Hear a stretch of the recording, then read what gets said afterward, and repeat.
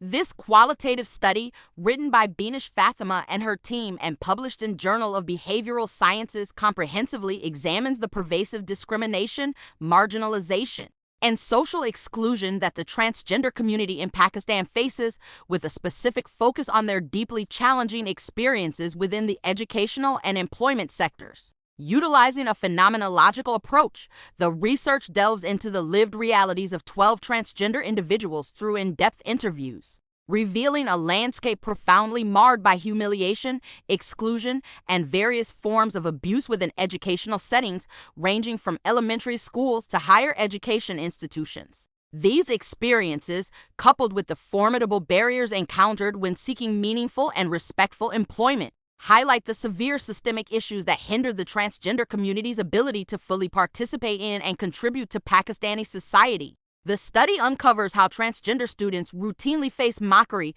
verbal harassment, and even physical abuse from their classmates, creating an environment of fear and insecurity that directly impacts their ability to learn and thrive. Moreover, the attitudes and behaviors of teachers, who should ideally serve as protectors and mentors, are shown to range from supportive and encouraging to actively discriminatory and even complicit in the mistreatment. The research also illuminates the profound impact of lacking family and community support, often rooted in deeply ingrained societal stigma and traditional gender norms, which significantly contributes to educational setbacks and limited opportunities for advancement. While the study's participants expressed unwavering hope that education could serve as a transformative tool, offering pathways to financial independence, increased self-awareness, and a greater understanding of their rights, they also detailed the stark and often disheartening reality of limited job opportunities and pervasive workplace discrimination. This combination often leads transgender individuals to beg,